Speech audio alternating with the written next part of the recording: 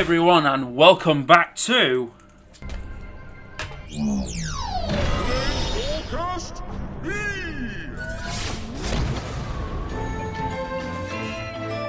Part 3 of the Skylanders Spyro's Adventure Let's Play. In the last video we went to Sky Schooner Docks and got the golden propeller from the evil Drow, and now we're gonna be starting the story proper with getting the first eternal elemental source that we need to power the core of light. So we're gonna go to Stormy Stronghold.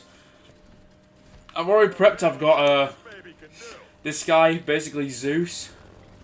He didn't hit the thing. And now it can go fast, even though it's like broken. It's got holes in it.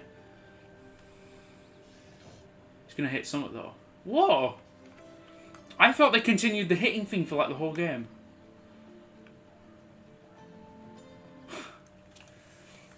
Yeah, this character, what was it called? Lightning Rod? One of the... Wowzers, now that's a twister. And it's ripping that castle to pieces. It's almost as impressive as me. Oh. So, those conduits, those electric things, we're first going to be screwing them down to stop the tornado. But yeah, lightning rod. Some kind of bridge. One of the most uninspired Skylanders ever, probably. X of a killer tornado. But hey, all you gotta do is figure out how to rebuild it. Cake! The man's career, who voice acts Flynn, I can't remember his name. His career is an absolute enigma. How do you go from, you go from voicing a side character in a Disney film, End of Renaissance, Emperor's New Groove, when was that? Late 90s, 2000s, early 2000s. I probably have to say, if I had to guess, I'd say late 90s. And then you go to, what's this one? Oh, tornadoes. While everybody fears large, destructive tornadoes. Small. Micro tornadoes. Anyways. Shit, what was I just talking about? Oh, yeah. So, you got popular side character in a Disney film from late 90s, we'll say. Get your own film in the 2000s based on that character. Obviously, this is the Emperor's New Groove and the hit spin-off, the hit sequel, Kronk's New Groove. And then you've got the advert for that I still remember. I can't remember what Disney film it's on the DVD, but I remember it. I remember that more than the real film. The real film's a bit trash. But otherwise, and then you do a cartoon show that's more aimed at adults. You go from children's material to a comedy show for adults that obviously refers to Joe in Family Guy, and then you've got. I can't comment any further about Family Guy because I neither watch it nor care. Right. Another elemental gate. Oh, it just disappeared. It didn't. It's just laziness. This will work, right? Right. Got a treasure chest.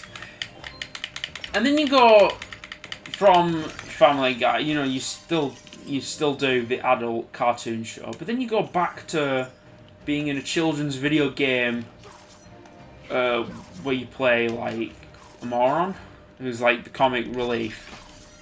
Play the comic relief in a children's video game, and then you become the most recurring character in said children's video game. I mean, what a career, really. It's really nothing quite like it. Yeah, I chose Stealth Elf for this one because she's by far the most... I've done it wrong, haven't I? Oh. The physics are just so dull. There's like no grace, it's just like slams down immediately. It's because it's probably like a very low amount of frames of animation, because they just want to instantly snap to it being on the other floor. But yeah, I chose Stealth Elf because although Stealth Elf was nothing really special in the first game, she became quite the prominent character. Where on the console releases, in every single game, I'm going to make the bold statement and say every single, at least the first 5, because I have no idea who's in. Oh no, she's not in Imaginators. I mean, she's not the, she's not what I'm talking about in. She's in every single one of the starter packs. She's always a starter pack character. From Giants to to Swap, to Superchargers. Lightning pylons, okay. Not having this be a button mash, that makes sense, but why the right stick? I don't know, maybe it'd just be better on PlayStation. Like PlayStation 3. Unfortunately, I don't like PlayStation 3. So, or it'd be better on Wii as well, because it'd be the nunchuck. And the nunchuck's like, but the controller is it's such a hassle on Xbox. The like right stick, it's like the worst. It shouldn't even be there. It shouldn't exist. Alright, I'm gonna put on a new Skylander. Got a magic one. We've got the aforementioned Chop Chop. Saw him. We've gone from we went from Lightning Rod, one of the most uninspired Skylanders, to Undead Soldier is not anything groundbreaking, but something that's a bit more original and like actually ties, like something about Chop Chop actually ties into the lore, which we'll get into right near the end of the playthrough. Come on, let me through. Come on. I'm going to change back to Lightning Rod in a bit, but it just feels uncomfortable to do with your thumb. It's a really terrible... Whereas a DualShock 4 is a good controller. The DualShocks are good controllers. But the sticks on the PS3 controller... My god, man. Who designed it? Because they put the sticks a little too up. And it's like a hassle. It's like a chore to use your fingers. And have to like press... Especially when you're pressing down on the sticks as well, like which you have to do quite a bit on like PS4. Well, there's more guys. Lightning Rod's pretty shit. I'm getting my ass kicked like by these guys. It's probably because he's so shit. He's like literally Blue Zeus. I mean, I guess if he is Blue Zeus, and they were just like, yeah, we can't. What have we got? What we're gonna have as a Skylander with. How would I have ever known to do that?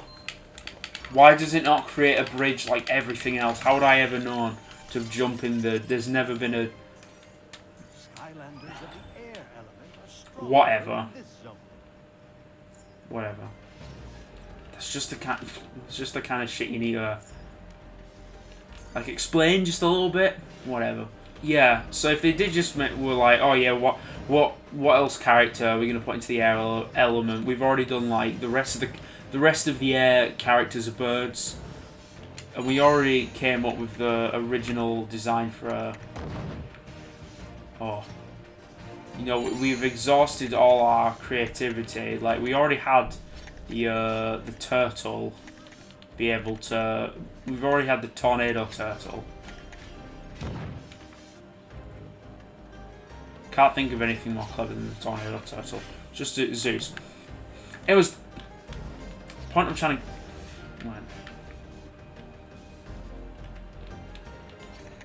It probably doesn't help that I'm someone who's quite slow, actually. I'm going to go Cinder, because she can go quite fast, so...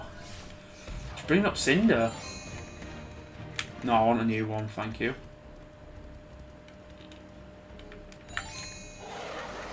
See, like that. Can time it well to match up so that I'm walking when those are What? Did it explode?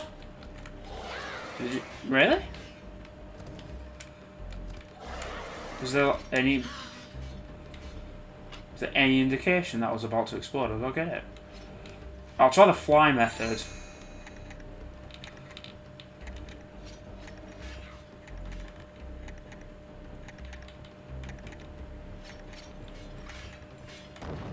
Ha!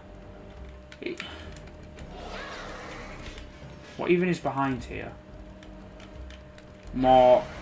This is bullshit. I'm getting out of here. I can't even escape. Can I escape off the rock? No, I can't leave. Can't fly off. I have to go around. I somehow avoided that. I don't get that. I'm just gonna leave this place. This is bullshit. Oh. I did it. I figured you out, game. Piece of shit. Piece of fucking trash. It's getting like really dull now because it's just this shitty. Oh, are you joking? So I'm just looking at any of the talking points I've thought of. Alright, so Death of Toys to Life. Because I've talked briefly about in the first episode about whether Skylanders is ever coming back. Which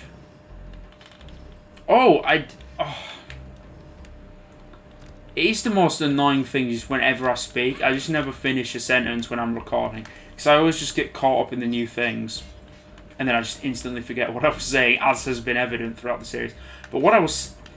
With whether Skylanders will ever come back is... My point of Spyro was a safe bet to remake after Crash is because people who can pay for video games, like with their own money, they are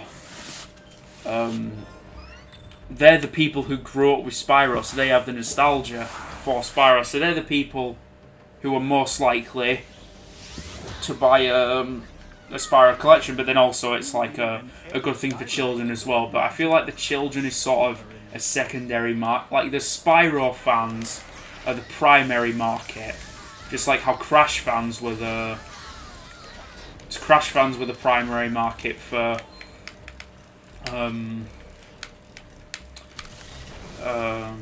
Insane Trilogy, and how Crash fans were arguably a bit less the audience for the racing game. What was it called? Superchargers Racing.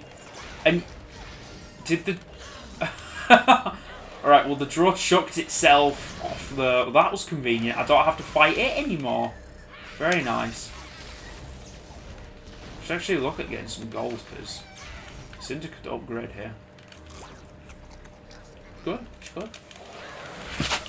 But yeah, so they were kids were even more the audience. So they'd introduced Crash's back, but because of all the microtransactions they put in, because of how they did it, it was clear it was something like Battle Royale games where the main it's aimed at younger people and it's trying to push.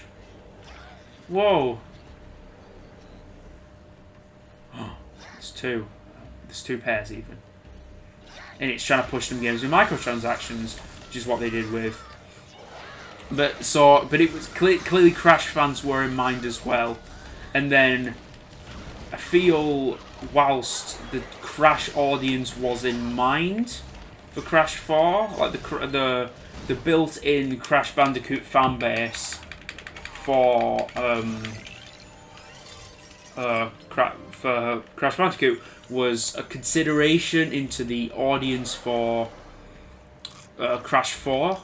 I feel like it was more, okay, so we've got young people interested in Crash Bandicoot. Now, this is a time... So we've now got young people thoroughly into Crash Bandicoot, but we've also got the built-in audience of people who already like Crash Bandicoot and who like the 3D platforming style. They've got both demographics, got best of both worlds. But so far, they've only done the Spyro game. But I know, but Spyro has been, that's a lot more, and especially because Spyro is a lot less windbag. I remember I'd say Djinni, but I think it's just when you don't, when it's D and J. I don't think you're supposed to pronounce the G, so I think it's just windbag Ginny. Like Ginny? I don't know. I'm not gonna try and pronounce it. There's probably a way that they like explicitly pronounce it in the later games. But I'm just not gonna attempt it. It's better for everyone, because then I don't have to make stupid syllables to try and pronounce this made up word. Alright. But yeah, so the Spyro audience, I feel that's more appealing to the remaster is more appealing to children because it's less like hard. It's less hard. Is Spyro. It's more laid back, whereas Crash Bandicoot is thoroughly this is a difficult platformer, especially like the first game. That it's got more of that angle, so that appeals to a wider sort of adult audience of like, or an older audience, I guess, of people who like Crash Bandicoot or who like more hardcore platformers. Because, you know, we live in like a world where Cuphead is a thing, so. Alright, this is to get the Warnado Soul Gem. Got the explicit time limit for this one. And I immediately go right into the things that I'm not supposed to. I'm not going to make this, I don't think. Oh shit. I remember failing this so many times. I think it was like 4 or 5 times, I think, when I first played. I was like, I cannot do this. It doesn't help that the speeds are like completely I've forgotten the word. Speeds are just like random. There's like no consistency. Like they're natural speeds. Whereas you can do it with someone like Cinder because she's got a boost attack, but she's one of the only people who actually have she's one of the only Skylanders who's actually got a speed boost built into her attacks. Like Warnado looked like he had one, but whatever. So yeah, my point is that the only time I could see Skylanders getting like a new game is I don't think any time soon, but at most I would say in a few years, and that's because that is when the people who are the same age as me or younger, I'm thinking of sort of around the time when they're able to pay for games because they're like more older. But then they'll also try to capture the child audience with the game because that's really. But I don't. But the child audience is obviously like a big part of it. So I don't know how well like a Skylanders game would do with child audiences nowadays because of like all the exterior purchases that are sort of involved with Skylanders. I don't know, but that's my main thought on that, and it's taken me 20 minutes basically, and that's the only constructive thing I've said this entire. Oh my god, what? Why did he look like that? He had like 14 more wrinkles. He looked like a troll. And by its power, the eternal sources know how to combine with the ancient machinery of this island to recreate the core of light. Behold. Too little. What? Oh, look, Lord Chaos. They found the eternal air source. I can see they found the eternal air source. You fool! But look who's with them. Eon. But how can this be? I blew him up! Kaboom! Splat! Done! But look at him! Well, at least he doesn't have his body. Right! Obviously somebody's helping him. But who? And what are they up to? Well, I'm no expert, as you know, but there must be another portal master somewhere. They're probably rebuilding the core of light. What?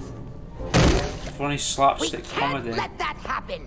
Find the other eternal sources. I don't care where they are. Just get them! The eternal air source has been integrated. So the eternal air source means that machinery now, I guess it blows away the dust and those things appear. But I'll need some time to figure out our next And so that just is an investigate the docks. There seemed to be a real ruckus coming. Alright, so that means water is the next one, and this is where Pirate Seas gets unlocked. Because from what I remember, up here, just past Persephone, if you touch the sapphire, she's gonna talk. Up here, this is the Dragon Skies, Dragon's Peak even, and then down on the beach, down on the beach is Pirate Seas, but we'll. I smell you have a winged sapphire. Oh. It is a happy gem. Can dance with more powers for smaller number of gold. Lucky party. So yeah, it has a discount. This happy place. 10 of their secret campings for you to find. Winged sapphires like to say hello when they meet the fairies. The more that say this, the smaller gold number I need from Skylander for happy dancing. It's shameless. It is a shameless ripoff. Right, so we've got to find 10. And we'll talk about that guy at the back in a bit. But, oh yeah, the episode's not over yet. If you thought it was over, no, it's not. We're going to find those 10 sapphires. I think if they're here, or if it's not just in gem. If you're going to eat me, you should know that I'm really salty and kind of high in cholesterol. Got You Stormy. are eating me. I'm salty and fat too. Oh, great. Someone get me out of here. That's to go into the water stuff. Where? Sheesh.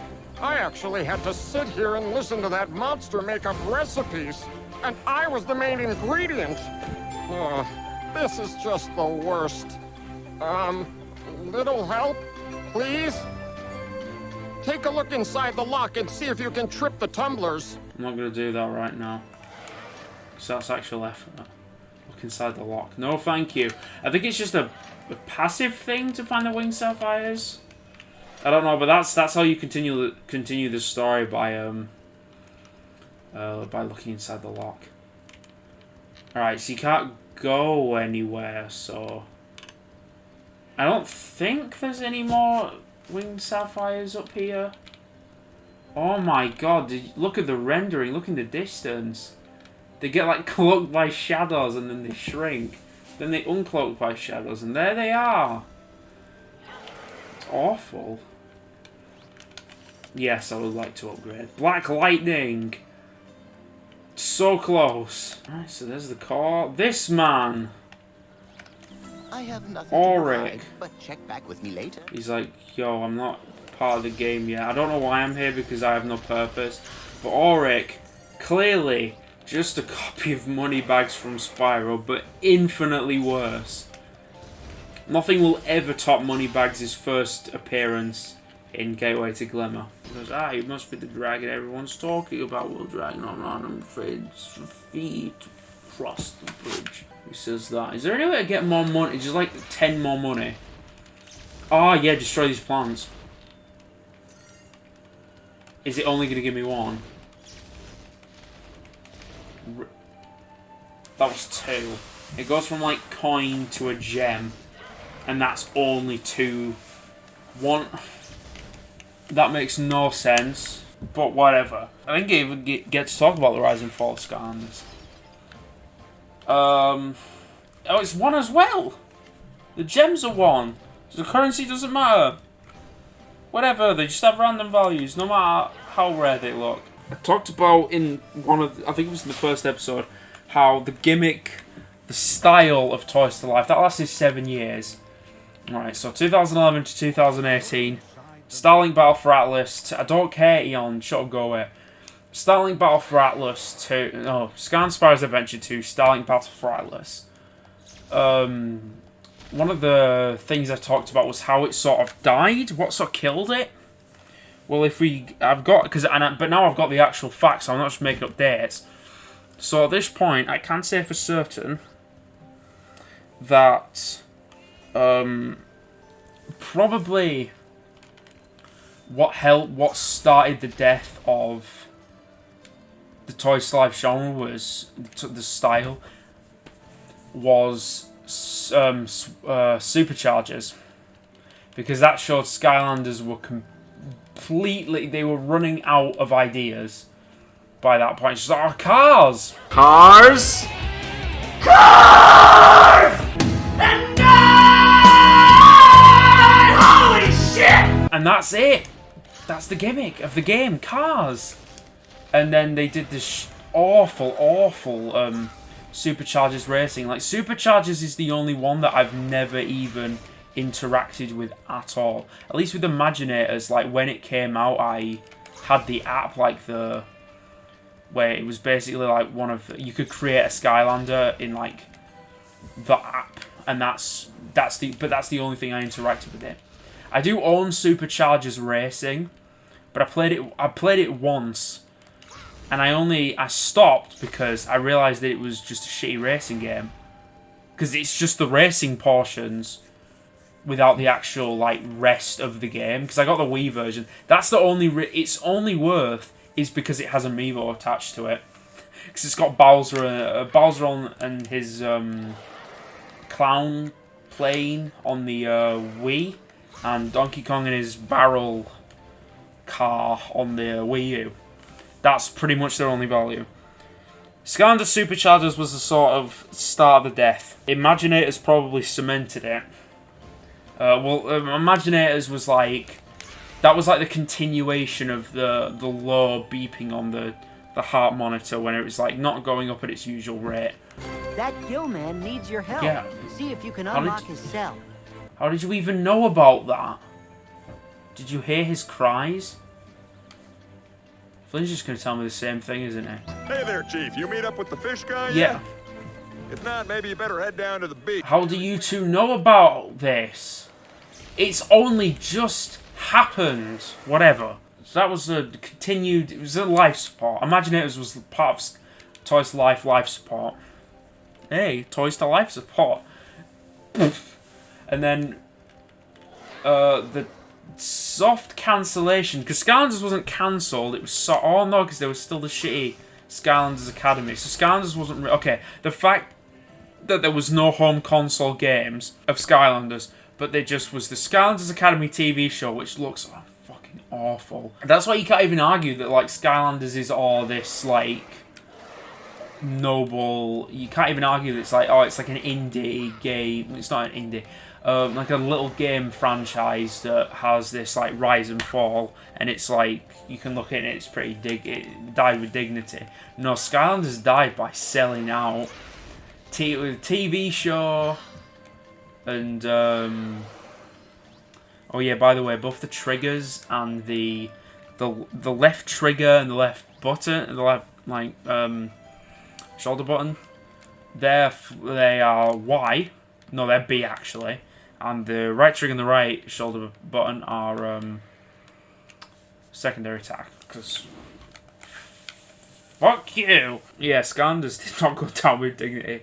There was the card game that was on where they tried to sell the cards, which they did that with Superchargers, and I think it's probably down. I'll look it up. I'll look up to see if you can still get it on the App Store. Get it up on my phone now. It's Ring of Heroes. Okay, no, Ring of Heroes is still going. There was literally an update released recently. That was one of the symptoms of its eventual demise. There was no Skylanders console game.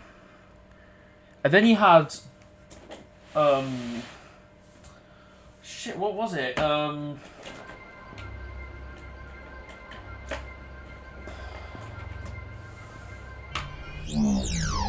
Disney Infinity was cancelled. I think first. Okay, well they were all cancelled. Disney Infinity was cancelled. At 3.0. I think they were planning to do a 4.0 and there was more planned content for 3.0. The only... I'm sure they cancelled more packs, but from what I recall, the last one they released was Finding Dory. So that was 2016, I think, and the one that they cancelled was a Moana pack, I believe. I believe that's the one that was cancelled. And then LEGO Dimensions was cancelled at Wave 2 because it was underperforming. Probably because they'd started off Wave 2 with Ghostbusters, the 2016 Ghostbuster reboot. So that couldn't have... Because both of those, Disney Infinity 3.0 and LEGO Dimensions, they both came out in 2015. So they both happened around the same time. So that's just unfortunate for everyone. So they were probably both cancelled in the same year. And then that was clearly like, okay, this is not a popular game style anymore. They're getting cancelled left, right and centre. And Skylanders basically, as a console game, got soft cancelled. Then you had Battle for Atlas, which completely underperformed and is the only good thing about that is it is now the cheapest Toys to Life game because you can buy it on the Switch, the starter pack, for £10, and that's the one that comes with that comes with bonus content because it comes with Star Fox and his Star Fox ship. So that's a short history. I say short, it's been like 6 minutes of the death of Toys to Life. Thank you all so very much for watching. Next time we're going to be going to talk to the Gill Man and getting into the levels to find the Eternal Water Source. So, thank you all so very much for watching. I will see you all in the next video. Goodbye.